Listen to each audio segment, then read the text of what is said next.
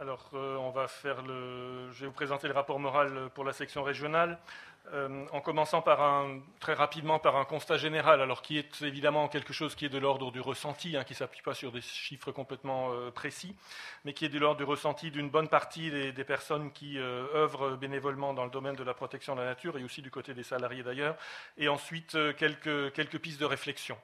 Sur le constat, il me semble que le sentiment général qui domine dans notre univers autour de la question de l'environnement, c'est celui d'une forme de régression par rapport aux élans encourageants du Grenelle, et ceci malgré évidemment un certain nombre d'avancées positives qu'il faut saluer. Et ce sentiment de régression, même si le terme est peut-être un petit peu fort, s'appuie sur trois constats assez actuels. D'une part, c'est la poursuite de la dégradation de l'état de la biodiversité, et on a des indicateurs là du coup qui montrent cette régression, qui sont notamment ceux qui sont élaborés par l'association Audonat. Et cette biodiversité qui est menacée, alors surtout en plaine, avec évidemment des situations variables selon les secteurs de la région, par des processus d'intensification à grande échelle, que ce soit dans le domaine de l'agriculture, et là on ne sent pas une évolution très, très intéressante dans un autre sens, mais aussi du côté de la forêt, où on perçoit très fortement une intensification de l'exploitation forestière, avec une démarche d'industrialisation qui est assez inquiétante. Et aussi par des projets d'aménagement, évidemment, qui impactent les milieux. Deuxième constat, c'est une dégradation de l'ambiance générale. Ça a déjà été évoqué par mes deux collègues présidents, notamment avec une certaine crispation sur les thèmes de l'environnement et quelquefois une stigmatisation des associations de la part d'un certain nombre d'acteurs ou même d'élus locaux.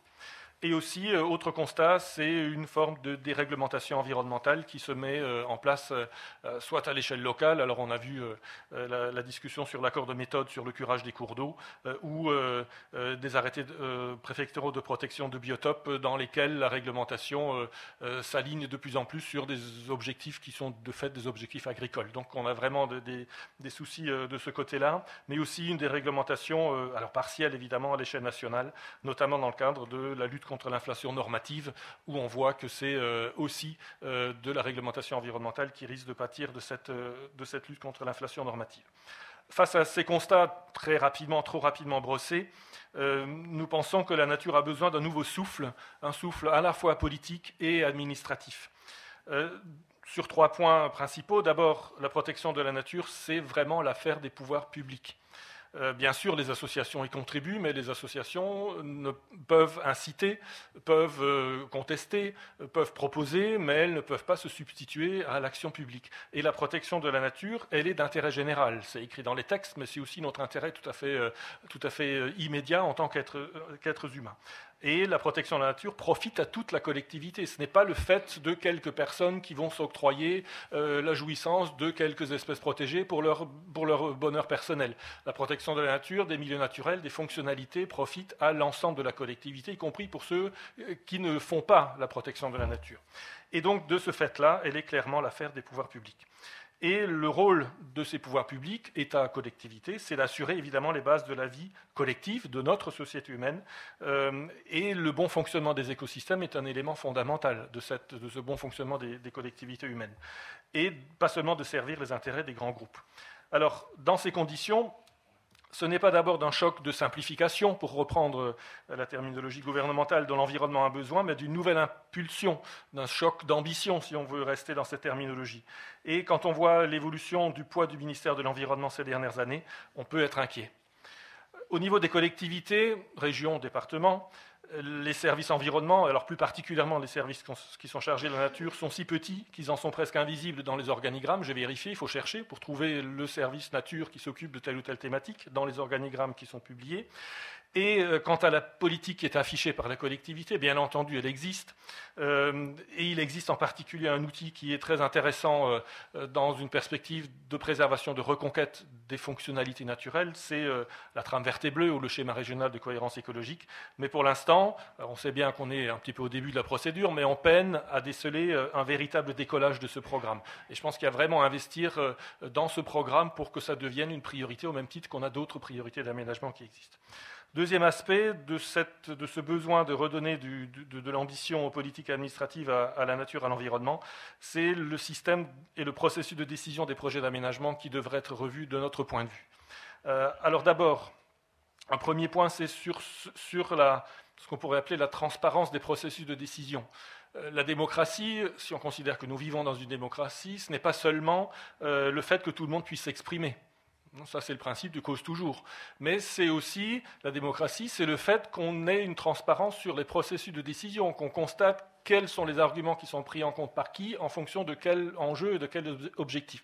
Et ça, c'est quelque chose qui n'est pas toujours très limpide, moins qu'on puisse dire. Et pour que la démocratie fonctionne, nous avons aussi besoin d'une information qui soit la plus claire, la plus objective possible, du public en général. Et ça pose la question des médias.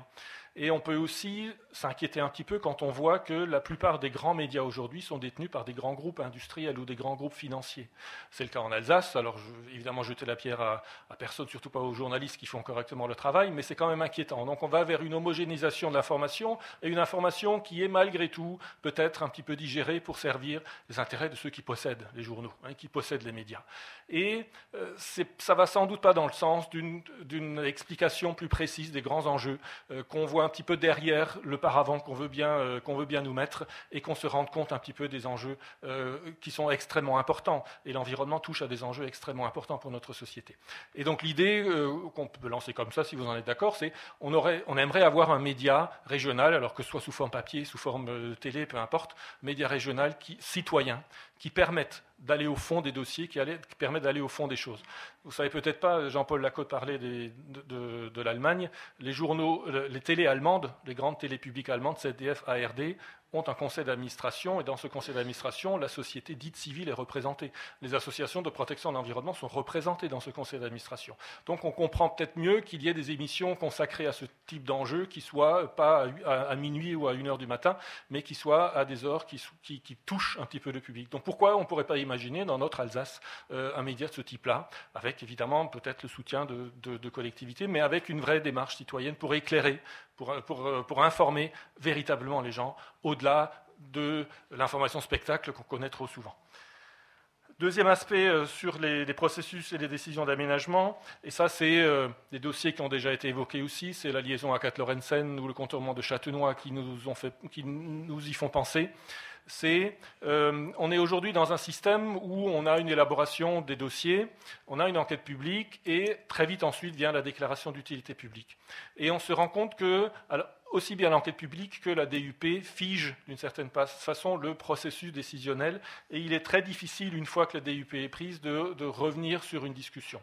Et donc nous proposons en fait des réflexions autour de cette question-là. Je ne vais pas rentrer dans les détails pour ne pas prendre trop de temps, mais soit on a une DUP qui porte sur le principe d'un aménagement, c'est oui ou c'est non, il est utile, il n'est pas utile, et ensuite on met en place un processus, si l'aménagement est considéré comme utile, on met en place un vrai processus de discussion, de négociation sur la manière dont on va le faire, soit au contraire, on a une phase d'enquête publique qui permet de faire remonter les réserves, les propositions, les critiques face à ce projet, et on se redonne le temps de la négociation avant d'aller vers la DUP, pour qu'on ait un vrai temps d'échange et pour que l'enquête publique joue son vrai rôle de remonter des avis des uns et des autres. Alors on ne dit pas que c'est la panacée, mais il y aurait peut-être matière à réfléchir par rapport au système actuel.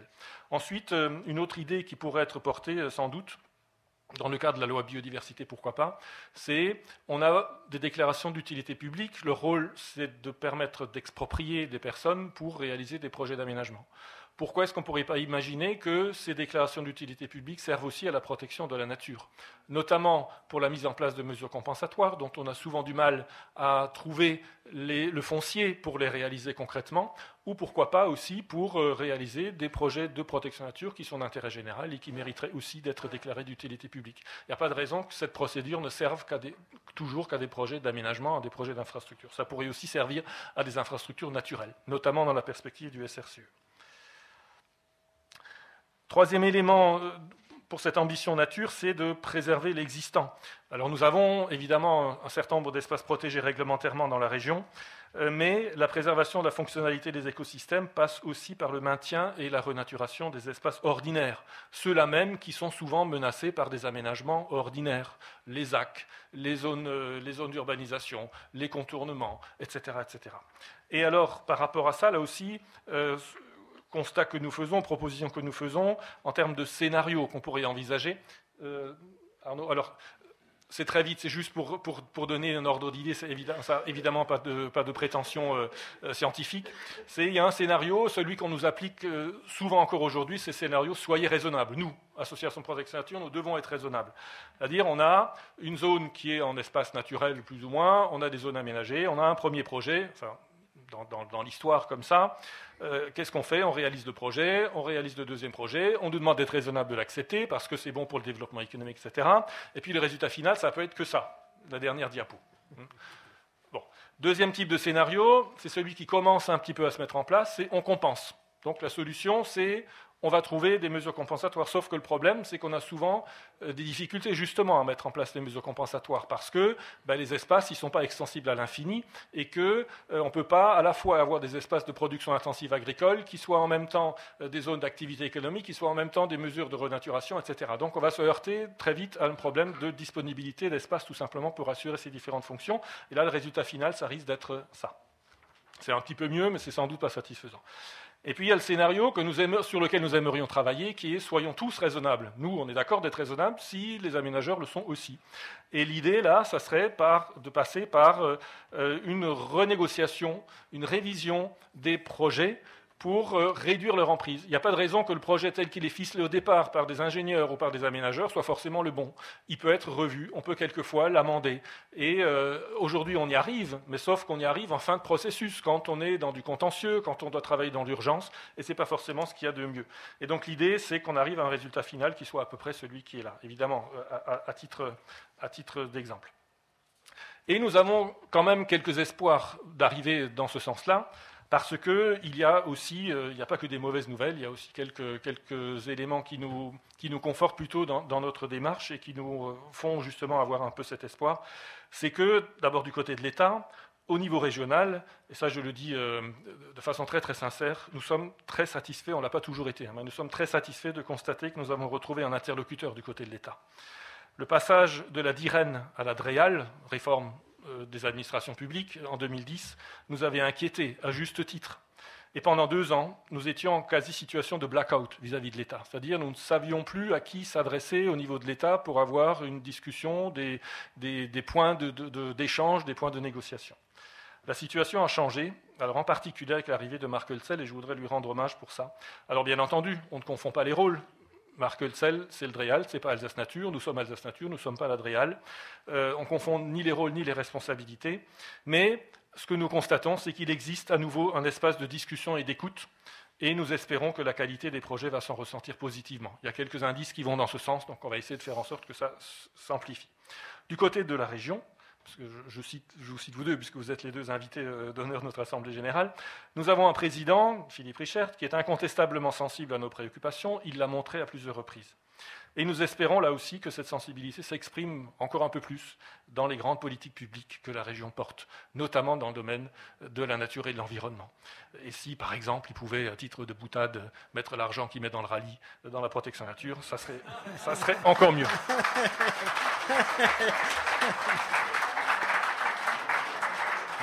Nous avons aussi des relations suivies avec...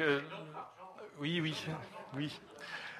Nous avons aussi des relations suivies avec l'Agence de l'eau Rhin-Meuse, qui est un établissement public important et qui nous permettent aussi de travailler de façon assez satisfaisante sur la question de la qualité de l'eau. Alors je cite évidemment Jean Wenker qui nous représente à l'Agence de l'eau, et il faut remercier l'agence parce qu'elle nous aide, y compris financièrement, pour faire un travail important dans le domaine de l'eau et des zones humides. Enfin, les conseils généraux, alors on connaît encore des relations un peu tumultueuses avec les conseils généraux. Alors quelquefois c'est dans le Bas-Rhin, d'autres fois c'est dans le Haut-Rhin, mais en tout cas il y a toujours un moment où ça crispe un petit peu. Mais alors notamment dans le Bas-Rhin en ce moment, mais il faut aussi noter le travail de médiation qui a été mené, alors notamment par le président du Conseil général du Bas-Rhin et par le vice-président chargé du développement durable, Rémi Bertrand, pour essayer de rouvrir la voie au dialogue. Alors c'est pas encore tout à fait gagné, mais il y a des choses qui se passent dans le bon sens. Et je profite de ce moment pour remercier les collectivités qui, malgré des divergences de fond, quelquefois sur certains dossiers, nous soutiennent dans nos activités d'intérêt général. Donc le Conseil régional, le Conseil général du Bas-Rhin, le Conseil général du Haut-Rhin, la communauté urbaine de Strasbourg, l'Agence de l'eau et aussi l'Agence de l'environnement et de la maîtrise de l'énergie, l'ADEME. Pour terminer, nous, en tant que membres d'Alsace Nature, nous sommes porteurs de valeurs qui se situe globalement du côté de la solidarité, d'un humanisme qui fait une large place à une nature spontanée. C'est une belle idée de l'humanité que nous défendons. Ne nous en cachons pas, n'ayons pas honte de cela, même si ça fait quelquefois un peu sensibilité ou sensiblerie, et osons le proclamer. Car nous ne sommes pas seuls. Je suis convaincu que Philippe Richert, que Marc Hölzel, par exemple, partagent aussi ce sentiment et cet attrait pour l'harmonie, pour la beauté, pour l'humanité. Mais dans leurs fonctions, ils sont souvent amenés à suivre et à composer avec le bruit et la fureur que produisent la compétitivité et l'aménagement. À nous de rappeler aux aménageurs, et à Philippe Richert, à Marc Hölzel et aux autres élus, cette sensibilité que tout le monde porte en soi, mais que la logique d'une prétendue rationalité commande d'étouffer pour faire sérieux et responsable. Vous voulez une preuve ? Qui, parmi les décideurs, habite ou serait ravi d'habiter à proximité immédiate des routes, des LGV, des zones d'activité, des zones de traitement des déchets qu'on nous assène à longueur d'année au nom du progrès ? Nous ne devons pas seulement être la bonne conscience des aménageurs, mais aussi leur mauvaise conscience. Nous devons leur rappeler qu'au fond d'eux, enfouie sous la logique purement économique, brille une petite lumière en faveur du respect, de la beauté, de la solidarité. Et que c'est cette lumière-là qui nous rend plus humains, pas la concurrence et la compétitivité à tout prix, pas le sentiment d'être le meilleur et le plus fort. Au nom de cette logique du tout économique, quelles traces avons-nous laissées dans les 50 dernières années dans nos paysages ? Je me pose souvent la question. Les centrales hydroélectriques sur le Rhin, les autoroutes, les zones d'activité économique, les lignes à très haute tension, les déserts agricoles. Qui peut raisonnablement, même avec un niveau de confort que nous n'avons jamais connu avant dans notre histoire humaine, être véritablement épanoui dans des paysages aussi déprimants?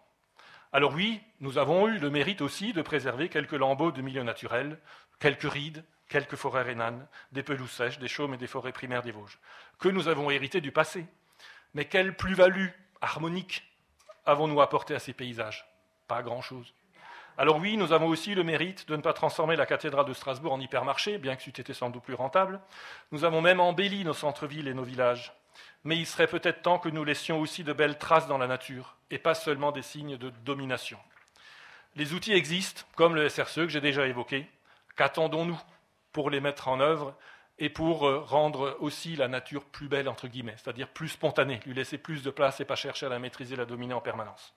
Enfin, un grand merci à toutes celles et tous ceux qui s'engagent à nos côtés, au sein d'Alsace Nature, des associations fédérées, mais aussi en tant que partenaires.